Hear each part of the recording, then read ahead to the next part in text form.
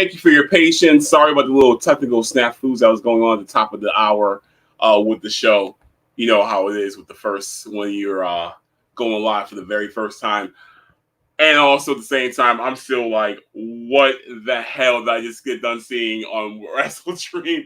Oh my God, we're going to talk about all that. What is up, everybody? This is your boy, Maurice Prophet, here live in the castle right now, here live in B-Side Studios, baby! For the first ever, the 23rd hour, the premiere episode of the 23rd hour. So you're asking yourself, what is the 23rd hour? So what this is we are going to do a kind of very loose post-game, post-match, post-show analysis of the pay-per-view, the wrestling pay-per-view that just got done being broadcasted live. And so what better way to start this whole thing off, this whole new journey under the B-Side Studios wing than with WrestleDream, brought to you by AEW All Elite Wrestling. On this beautiful October the 1st of 2023, I love the month of October. Now, granted, beautiful day today, great weather here in Chicago, great stuff. Sun was out, it was about 81 degrees today. People were outside. It felt really great. You know what I mean? Despite the fact you live here, good chance that you're a Chicago Bears fan, or probably today was the last day that you were claiming to be a Chicago Bears fan due to the foolery that we continuously go through. But that's what it is. You know, it's the abusive relationship that we're so used to enduring, that we've been enduring for so long. So it's like, it's business as usual. Anyway, we're going to talk about that some more time. But I am here to talk to you about WrestleDream, brought to you by AEW. That just went off moments ago. That just went off TV moments ago.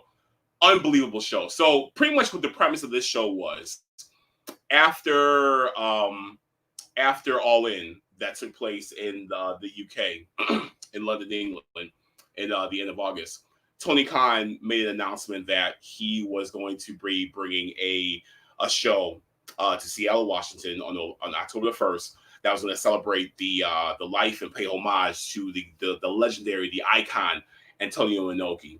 And for those who are like hardcore, diehard wrestling fans who are very familiar with not only the American style of wrestling, but also the Japanese style of wrestling, you're very familiar with Antonio Inoki.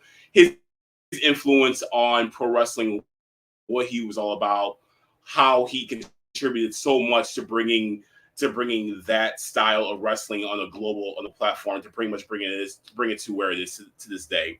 And Antonio Inoki passed away, unfortunately, I believe it was a year ago around this time. So Tony Khan wanted to do a show that was going to really pay tribute and pay homage and show respect to Mr. Inoki, and pull it off with a really great show tonight. In typical AEW fashion, show was about 4 hours on the main card, an hour of the pre-show. So we're talking about 5 hours of wrestling. At this point, it's like you can't even complain about it. You already know going into an AEW show, this is going to be a long show. This is going to be a long ride. Get comfortable, get acclimated. Start off with 0 Hour. There are about 4 matches, I believe, that were on 0 Hour. There were some tag matches that took place. I know the Josh Barnett and Claudio Castagnoli match took place as well too on that card. Nick Wayne, he went against Luchasaurus. He lost though. I think he was a 4th match on the card for 0 Hour.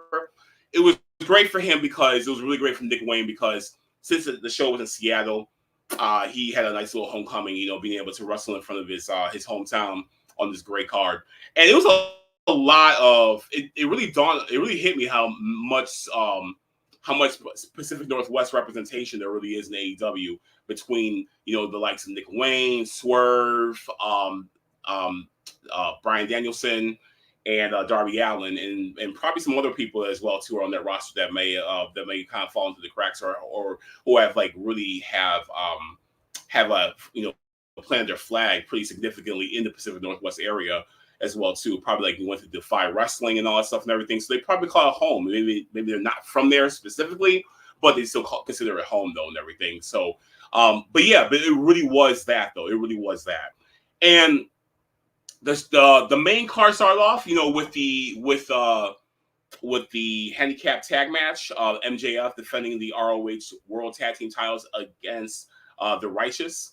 And MJF, he came out there, typical MJF fashion, talking his shit, talking his stuff, you know what I'm saying? Doing what he does best and everything like that. And because Adam Cole, unfortunately, he's dealing with an injury to his ankle. I believe they say he like shattered some bones. I believe it was. Somebody let me know if I'm wrong about that. But he has a pretty serious injury, which took him out of the equation of being involved in the match for the tag team title. So MJF, he's like, I'll put it on my back and I'll wrestle for the both of us. And which he did. He went out there, successfully defending both the titles, both the tag team titles for himself and from Adam Cole, retained the championships, and they live to see another day fighting as tag team champions. No, MJF did not. He did not have his world title on the line, the AEW World Championship title. That was not on the line tonight. So it was just he was just doing one match over the tag belts. So, but I'm assuming that we're going to be seeing MJF and Jay White possibly at the next pay-per-view, which I believe is Full Gear, which I think is going to be next month in November. So in the next coming weeks, we'll be seeing more, advertisements about that and more build up about what's going on with that feud, because they had a really great one-on-one. They had a really great one-on-one back and forth on Dynamite when Jay White came and interrupted MJF, and they had a really great. I mean, it was so great that it was so captivating that it generated a lot of really strong numbers as well too, ratings wise. So people want to see this match. I know I want to see this match as well too. That was one of the matches I said that when Jay White signed with AEW, I said I really want to see him go against MJF, and so we're actually going to get it. So it's going to be really great seeing that. So we shall see. Match number 2. This match number 2 is Eddie Kingston. He's putting both his ROH World Championship and his New Japan Strong Openweight Championship on the line up against Shibata. And as you know, Shibata is the ROH Pure Champion.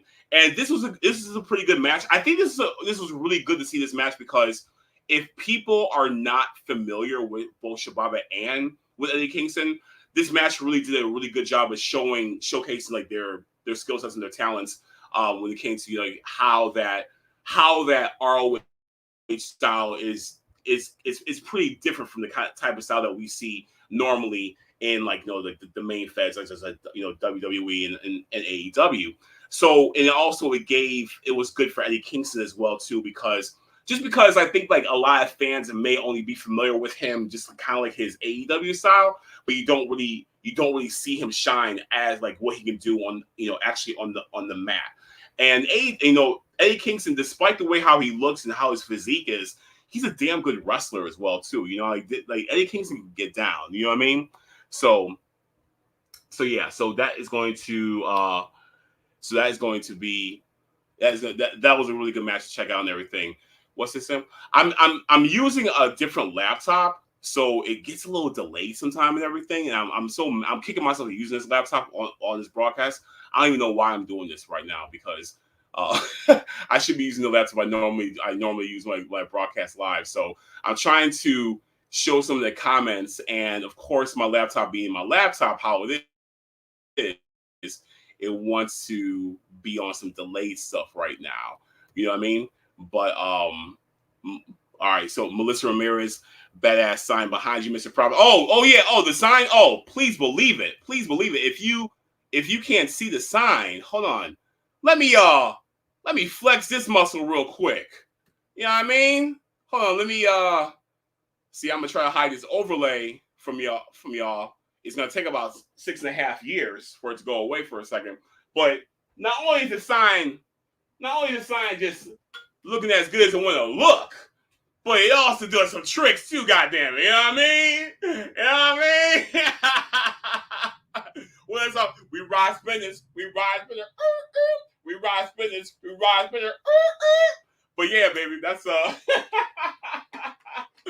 oh man. Shout out to my boy Eddie Guiden. Eddie Guiden, he was the one who made this for me. It's an all wood piece of the B-Side Studios logo in the form of the old school tape, pretty much what you see at the beginning of the show and everything. He actually made this, out of wood, and all of his magic that he does to make this thing happen.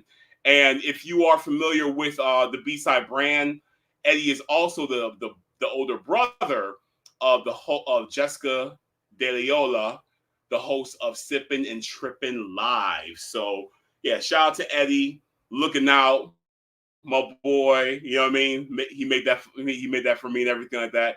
Really cool, really cool piece, man, for real. But anyway, going back to the show. Yeah, so it was a good match. It was a really solid match. Um, Eddie won. Eddie won by a power bomb for that match, but it was really, it was pretty solid though. You know, I'm sorry, y'all. I'm still just like tripping about how this show ended. Like I'm just like bugging about this. I can't get to it. Wait, what? Number 3 was for the AEW TBS Championship. Chris Statlander put on the title up against Julia Hart's. Julia Hart's, you know, she was challenging for the title. Julia Hart's been on this really good run for a while. She's been on a pretty good run, and you know, it was about time. Like, you know, there was a new challenger. Chris Statlander came back from injury. She was the one who dethroned Jade Cargill and and took the TBS title from her. Jade Cargill, big salutes to you. As we all know, that she's going to be going, she's heading over to WWE. She's going to be starting her WWE career very, very soon. She's been at the Performance Center all week last week. And we know how Jade Cargill is, man. She's a presence. She is a physical, dominant presence. When she's in the ring, on camera, whenever she is on camera, you know, she really does captivate attention. So she's going to be a really great fit in WWE. She lost the TBS title to Chris Statlander. And before I really did appreciate seeing this. Before Jade was out and left AEW, she got one last receipt on the Chris before she got out of there. So she got one last receipt on Chris, you know, got to, you know, kind of like knock her out a little bit and everything like that, and said peace out. You know what I mean? So I thought that was a really cool way for her to be able to actually, like, you know, say her final goodbyes before heading on to different patches within the WWE. But nevertheless, Chris won that match. She retained the TBS championship, and she is still your TBS champion. All right. Match number 4, we saw a 4-way tag match. The Lucha Brothers versus the Guns versus Hook and Orange Cassidy, and also versus the Young Bucks. Crazy match. I mean, this match was like one of those. I mean, based off the names alone, or what I just said right now, we're talking about high intensity, high power, in your face, nonstop action. That's exactly what we got with this match. It really was just like full throttle, pedal to the metal, you know, straight forward into the wall. It really was entertaining to watch this. You know, there was a part in the match where the Guns actually tried to pin each other, and I was like, you know what? I thought about this before. Like, when you have these kind of matches where you're dealing with like a 4-corner tag match like this in this capacity, what if you pin your partner? Like, you know what I'm saying? What if you pin your partner and you either retain or you win? You know what I mean? So, I mean, because you got the victory. So I was always like, you know, that really is a gray area that's never been explored before. So I was happy to see that the Guns actually did, you know, kind of test that out. and the thing was that the other guys saw that they were pretty privy to what their Guns were doing. So they said, no, we're stopping this shit. We're not going to let that happen. Because think about it. Like, if your partner pins you and y'all happen to win the tag belts, it's not like you're beefing, y'all walk away the winners. You know what I'm saying? Yeah, he pinned me, but I'm walking away a champion. You know what I mean? So I'm cool with it. I walk away the title and with the purse money. So I'm good with that and everything, you know? So we got a chance to be able to see all that. We saw some really great spots in that match as well, too. And also, oh man, the exchange between Hook and Matt Jackson, yo, give me that match. Give me that as a program. Give me that as a feud as well, too. I just want Matt Jackson and Hook, because what they were going back and forth when it came to not only, like, you know, their offense, but also their defense as well, too, when they were countering each other. Man, I mean, you're seeing counters, you're seeing defense, you're seeing offense you've never seen before. And I was like, okay, now they can totally go with each other. I like what I saw within that. So hopefully that was like a little preview of what we might be seeing later on down the road. Who knows? But like it could be like a little seed that's planted, or just kind of testing the waters and see like what that feels like, and we'll see how it goes pretty much. But that was a really good match though. The Young Bucks, they ended up winning the match, and so they would be going on to face the World Tag Team Champions down the road sometime soon, and we'll talk about that another time. Oh my God! Can we talk about match number 5 really quick? Can we talk about match number 5 for a few minutes, please? First of all, I went into the match very excited, very much looking forward to seeing what this is going to be. I was really looking forward to this match. It was Hangman Page and Swerve, right? Swerve Strickland. So this was one of the matches I was like, okay, this is on my radar. I'm looking forward to it. I love the way how Dynamite ended. Dynamite ended it really, really well with the contract signing. It was very intense. Swerve has been making some. This has been Swerve's year. This has really been Swerve's year, where he really has been standing out and showing that I can be a main event star, and he proved that tonight. I feel like he proved it months ago when he wrestled Orange Cassidy for the International Championship. Y'all know what I'm talking about, the International Championship, and Orange Cassidy won, but Swerve should have won that match. But I digress. We'll talk about that another time. But within the last few weeks, though, building up to this match, Swerve has been nothing but pure gold on the mic when it came to really being able to sell this match. And let me tell you, this was damn near match of the night. This was damn near match of the night. If this was not match of the night, this was match of the night 1A, basically. All right. First of all, very excited to see Prince Nana coming out, doing the dance. I swear we're not dry. Now, y'all know I got no kind of rhythm whatsoever in the world, so I got no business to be doing that. But you can't help but move it. I swear, I dry. I swear, when his music going, you can't help but move that way when that's playing. You know what I'm saying? And Prince Nana, he did not disappoint whatsoever when he came out, when he was moving the group the way he does when that track drops and everything, man. He was killing it, seriously, man. And let me tell you, Swerve looked like $1,000,000 out there. He looked like he looked like he should have been at the top of the mountain. Even like there was a shot, and I wish I got a picture of it when I was watching. There was a shot that the cameraman got on him, like when he was doing kind of like a lower, like like a lower upper shot, pointing up. And Swerve was just on the apron, and he was just looking menacing. This brand new jacket and everything. He looked menacing, and I'm like, yes, you deserve to be at the top of the mountain, brother, for real. You really do. And the crowd let it be known that they were on his side. Swerve, as I said earlier, he's from the Seattle area, so this really was a great homecoming for him.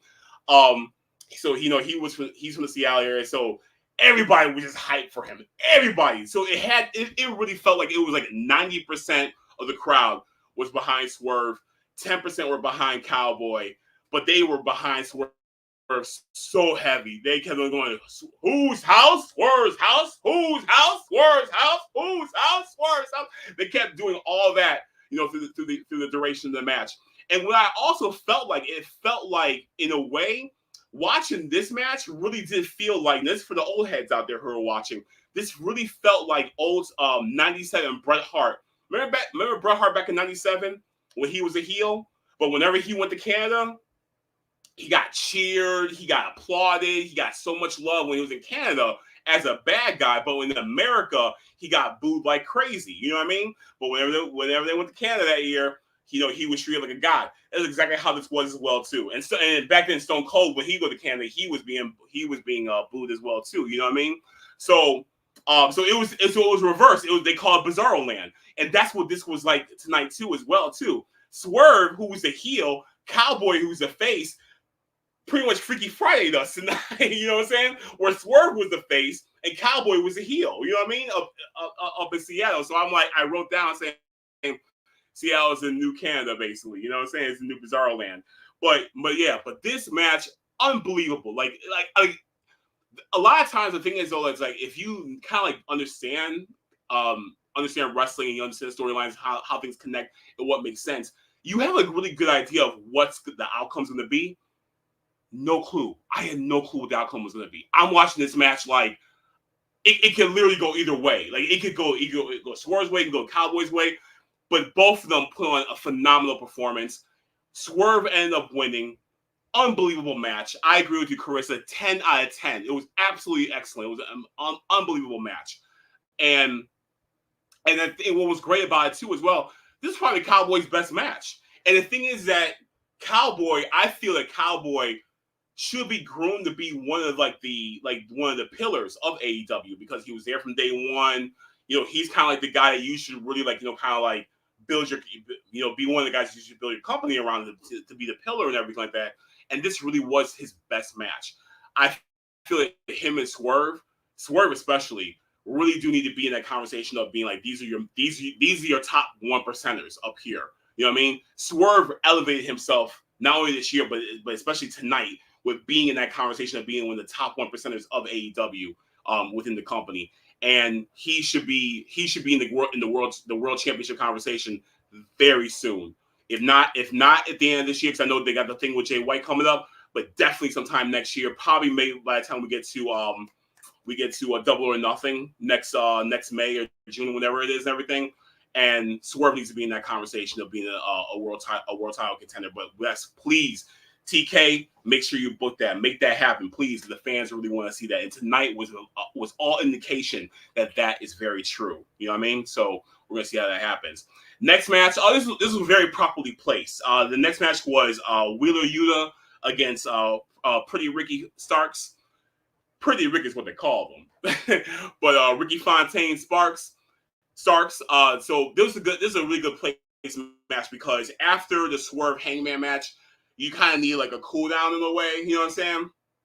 You need a cool down match. This is a really good cool down match. Like it by no chance was it like some dusty ass match that you could like just kind of skip over. It was still a good match, but the pace like still like was okay. Draw back a little bit. Everybody kind of gets, get themselves together, kind of contain themselves and all that good stuff and everything. And then, we'll go forward. Hey, yo, well, nephew, what's happening, boy? I see you, man. So, good match. Ricky looked really good in this match. He looked damn good in this match. Ricky ended up winning. Ricky's another one who I think is going to be like one of those guys who's going to be like a top mid-card star guy. Within AEW, they really need to keep on developing him and everything. He's got the looks, he's got the moves, he's got the mouthpiece as well too. The man can go. He can for damn sure go. So he's one of those guys that you definitely want to be able to continue to keep happy, build the company around him, and make something special out of him as well too. So and that's going to happen because that man is damn good for real. All right. Match number 7. Match number 7 is the dream match that we've all been waiting for.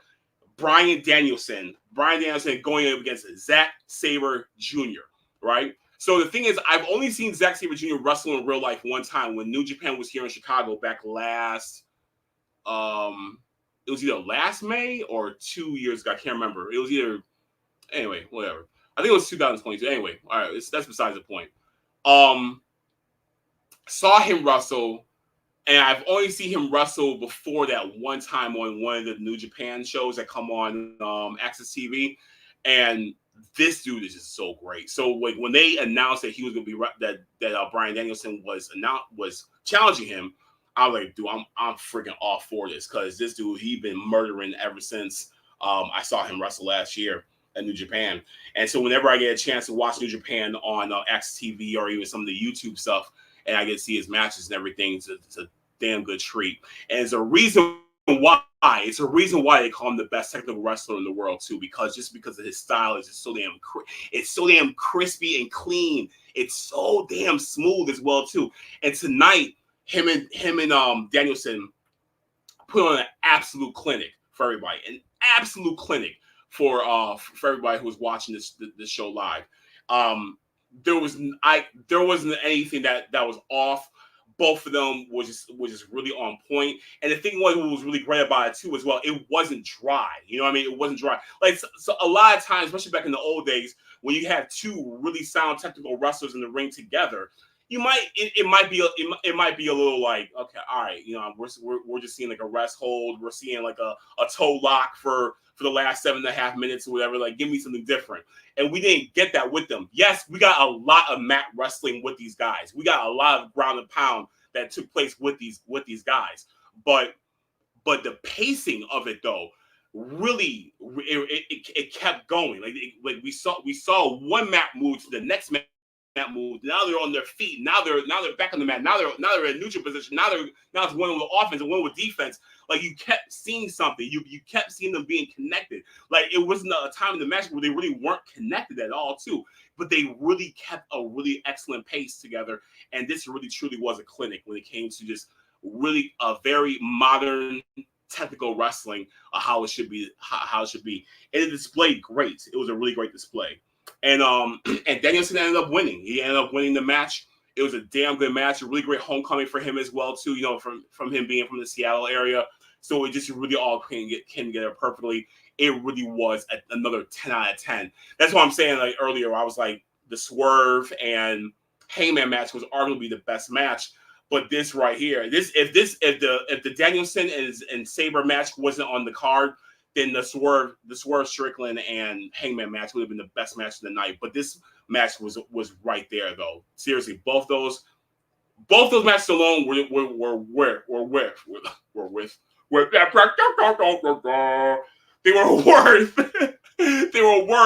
the price of admission alone, for real. Everything else was a great bonus and was with a cherry on top. So this was perfect, man. Really, really perfect.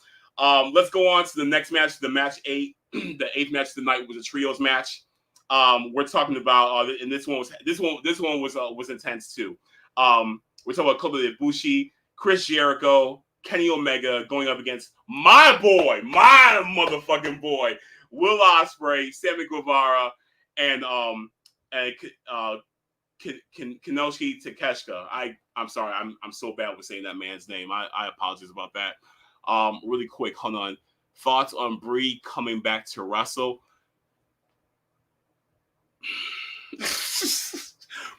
I could go the rest of my life without ever having anything to see or do with the Bella Twins, and I'll be perfectly fine.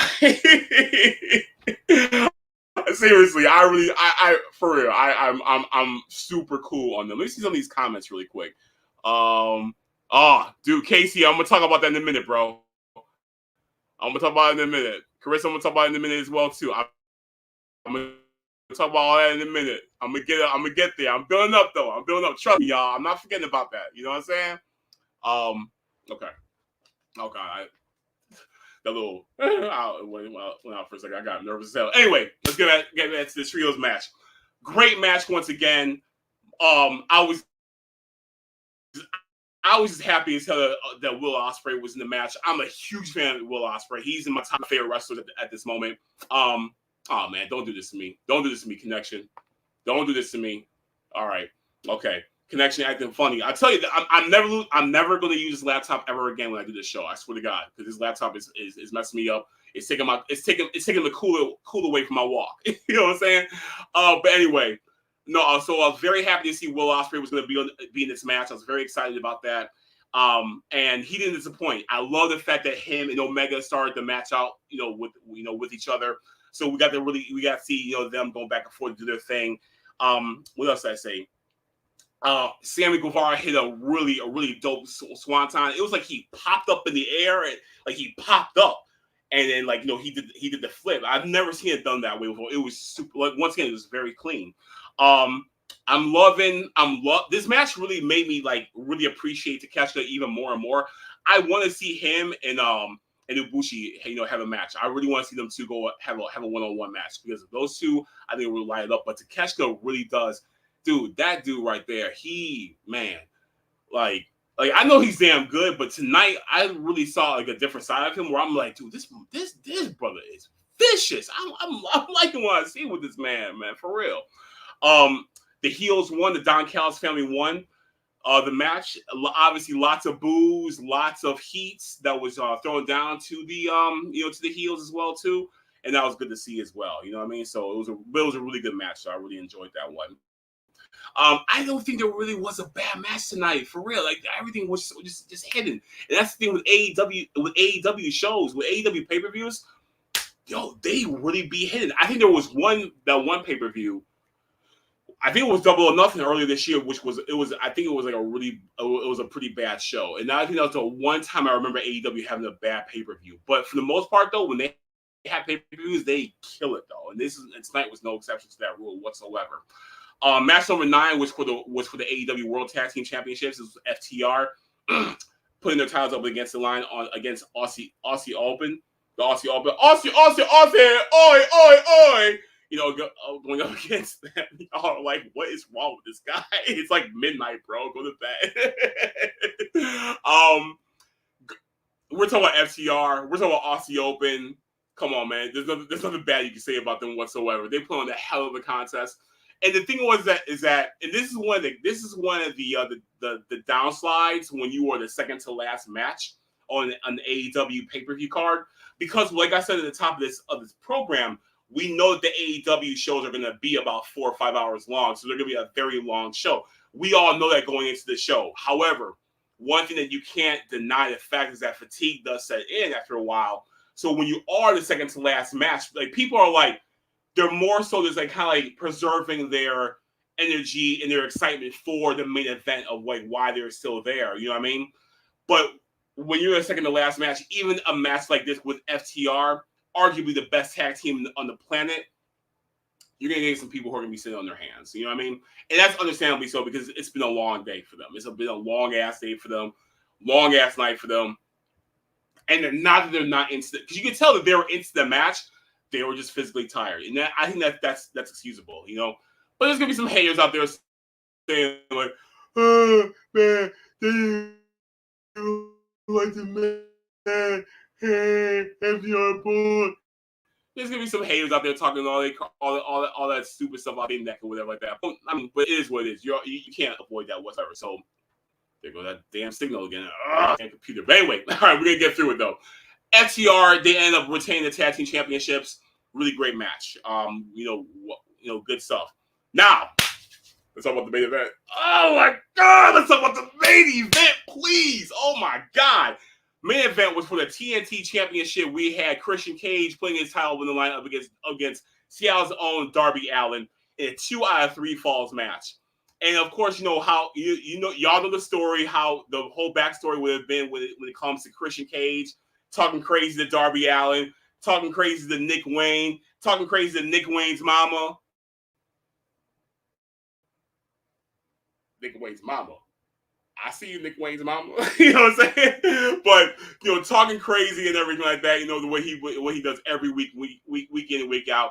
They've been building this match up really well as well too. Like it's been really great the way how they've been building this match.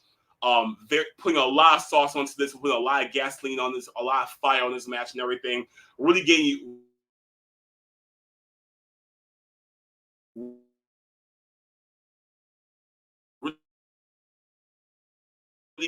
you amped up to see this. And then, hold on, just mainly traveling every day. Darby should have won the gold. Well, we'll talk about Carissa. We'll talk about it in a minute. But yeah, anyway, what was I saying? Oh, yeah. Darby ended up winning the first fall of the match. He did some kind of cool shit where he like took Christian's turtleneck, kind of put over his head or whatever, and then he put it was something cool. It was something crazy, whatever like that. And then now this was a kind of a technicality right here. Was Darby got counted out, and so that was a fall. That was awarded to Christian.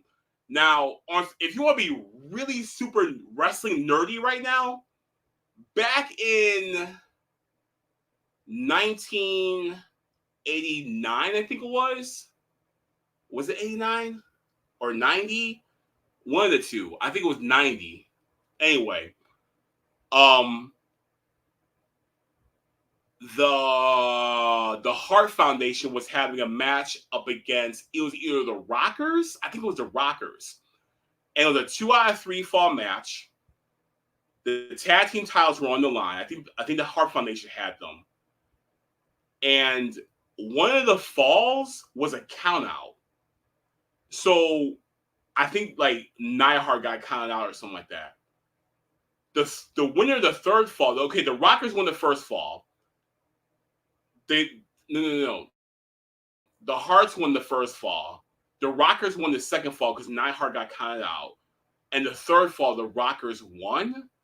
But they said the titles can't change hands because the second fall was a count out.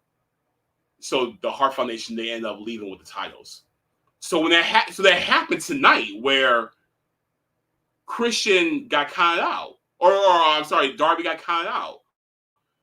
And so I'm like, well, what's going to happen now? Because if you want to be on some super nerdy stuff, that the title can't change hands now, like at all.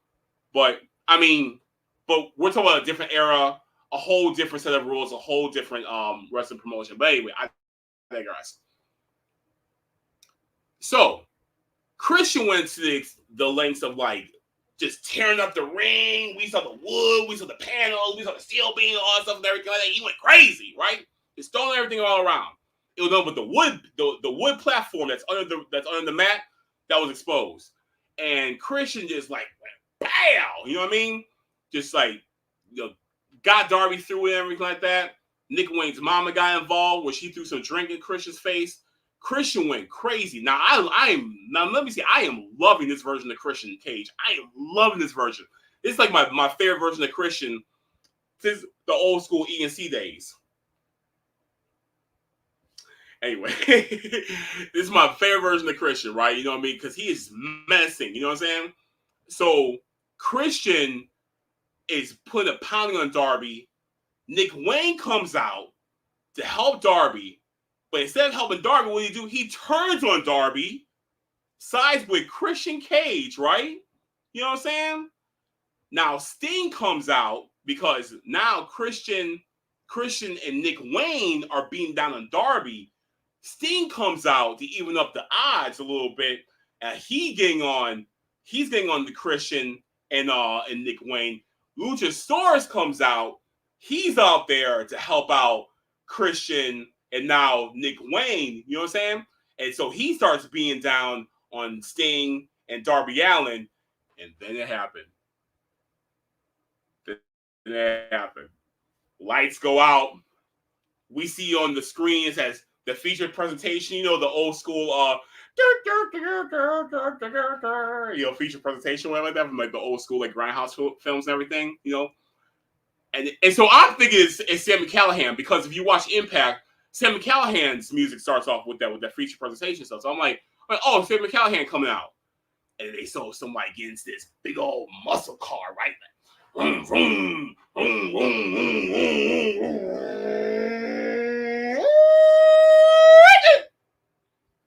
Stop at the spot. The door opens. We see a leg get out. We see somebody walking right up into the arena. Everybody's like, what's going on? Who this? Who that? What's going on? The lights go out. The lights go out. Oh. I tried to be slick with it. I couldn't do it. I tried to be slick with it. Anyway. The lights go out. And we hear one phrase. You think you know me.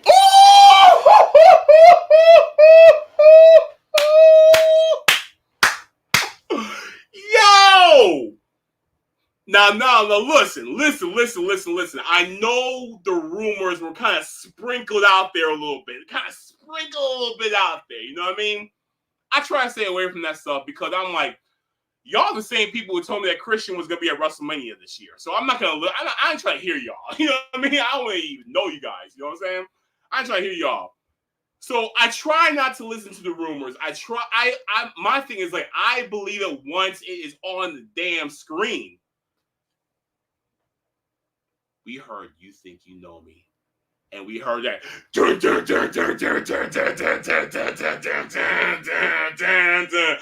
this day, I see clearly.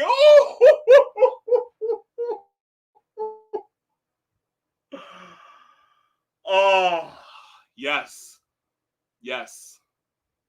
What you are hearing right now, The words are not deceiving you. Edge, Adam Copeland, Edge is an AEW. Edge is an AEW. Yes. And the reason, from what I remember reading, was that Edge wanted his Legends contract to be renewed earlier this year with WWE. But WWE was like, no, we got nothing for you. We're not going to renew it, whatever, like that. So obviously, time has gone by, and it's been more than 90 days and everything like that since the contract didn't get renewed. So he out here. You know what I'm saying? Edge came out, and you want to talk about even up the odds, but tease it a little bit, where Christian gave him the chair, saying, my man, I'm so happy to see you, brother. I'm so glad you're here, my brother. We go so far back. We go back to the old days. We go back to Toronto, Canada. We go back to Stamford, Connecticut. We go back. Here go a chair. Sting is on the ground. Give him the concerto. Edge looking at that chair like, it feels good to hold this chair. It feels good to be in the wrestling ring. I got this legend that's on the ground right now. I can give him the concerto and completely abolish him once and for all. And I could be the one who said I did it. But that's not what happened. Edge said, psych! Boom! Got hit. He hit Nick Wayne with the chair. He threw it at Luchasaurus' head. He gave Luchasaurus a spear. Like, he gave Nick Wayne a crazy spear. Christian got the hell out of town. You know what I mean? He already halfway up the damn ramp. And Edge was like, nah, I'm here to justify some things, for real. And let me tell y'all, Edge looks really good in the AEW ring. You know what I mean? I know there gonna be some people out there. Now I'm very curious to see how that's gonna play within this week along the interwebs. How it's gonna play along with like all the people who are very, very anti AEW, which I don't understand. Why are you anti AEW about every little thing? Like it's fine to be critical about things, but like they be hating it though. But it's like, here's a WWE legend, not just a WWE star, a legend from WWE who is a Hall of Famer in the WWE, now in AEW, and how y'all gonna respond to this now? You know what I mean? Because I look at it like, this man, number one, he wants to be in the ring. He wants to wrestle. He still wants to be active. He wants to be out there. So who are you to deny anything from him? You know what I mean? That's number one. Number two, he can still go. He's healthy enough. He knows his body. He can still go. Number three, we're going to get some amazing matches we've never seen before. We're going to get some dope-ass matches that we have never seen before. We just got done seeing Edge lead the Judgment Day, in WWE. Edge still has a lot left in the tank. So Edge can still give us good matches. Imagine what it's going to be like when he does face Christian, when he does face Luchasaurus, when he does face MJF. You know what I'm saying? When he does face Miro, when he does face, it's a whole lineup of people. Will Ospreay, I mean, for real. I mean, that might be a little much or extreme. Kenny Omega, Chris Jericho again. We're gonna see all these matches. We're gonna see matches that are gonna be done once again matches we've never seen before because he's there. Adam Copeland Edge is an AEW, everybody. Adam Copeland Edge is an AEW. How amazing is this? Seriously. Matt Hardy's in AEW. Both of these guys are in AEW together. You know what I'm saying? Like, this can't get any better. Recently, Edge was following Darby on Instagram. Promo was raw. People are screaming. Yeah, absolutely, Chris. It was amazing. It was absolutely incredible. And that's what I'm saying. I love the possibilities of what we're going to be able to get from this now. We're going to get some great matches. And also at the same time, put yourself in that man's position. You know how bad he wants to be in the ring. You know how bad he really wants to still be able to wrestle and be active within pro wrestling. And now, with him being in AEW, it has to feel like you're being born again. It has to feel that way. You know what I mean? What's going on with WWE, a lot of stuff has changed a whole lot. And I know that I think it was really great for him and very healthy for him as well, too, from not only from a physical standpoint, from a psychological standpoint as well, too, to be able to go back to WWE once he cleared and be able to really like close that chapter of his life the way that he wanted to. He was able to go back. He had a couple WrestleMania matches. He worked as a heel as well too. He led a faction, so he checked off a lot of boxes. He didn't win a championship, and that's okay though. That's all right. He doesn't have to win a championship again, and that's all right. But he checked off a lot of boxes, and he was able to close that chapter in his life very successfully. You know what I mean? And so you have to be happy about that. And now with him in AEW, it's like I have a chance to be able to shine again. Not necessarily on some like I'm trying to be at the top of the mountain. I'm trying to be the world champion once again. I don't even think it's that. I think it's more so just like I just want to be in this world again. But now I'm in a part of the world I've never been before. I feel like I'm 21 again. You know what I'm saying? So this is really great for him. It's great for us as fans to be able to take part of seeing this all take place. You know what I mean? So this is nothing but upside with this. Nothing but upside. And I, for one, am very excited because I love Metalingus. I love all that song by Alter Bridge. I love that song, so I'm gonna be able to hear it more often. Now that he's back in wrestling. But what do you guys think though? Like, what are your thoughts about seeing Edge in AEW? Carissa, yeah, exactly. Like Carissa, you're super happy for him. He's gonna have a really great time, being over there and everything. So I know that you're really excited. I know it's gonna be buzzing. Everybody in the wrestling world is gonna be talking about it for the next, for the next year, for the whole rest of the year and everything. But this whole week is gonna be all about Edge being a part of AEW. I'm very curious to see all the people who are mad about it, what they're gonna say. It's like, how can you be mad about this, man? Come on, let that man live, let that man rock. You know what I'm saying? But you already know how people are and everything like that. But above everything else, so tonight was a really great night. This is a really great show. WrestleDream was a success. I did think that they were gonna do a little bit more. Excuse me. I thought they were gonna have maybe a segment where they were to like do something in the middle of the ring to honor Antonio Inoki. I know at the very beginning of 0 Hour, Tony did have something because he was out there with some people, but I couldn't hear. I was like getting myself together, whatever like that, and then it was over with. And I kind of came into 0 Hour a little bit late anyway, so I missed the first few minutes of it. But I felt like during the show they were gonna have a little bit more, and it came to just paying homage and paying honor, paying respect to Antonio Inoki. But it's all good though, because the entire show itself overall was paying respect and love to this great legend, of professional wrestling and all what he's done for not only the Japanese style, but just wrestling on the global standpoint, on the global stage in general.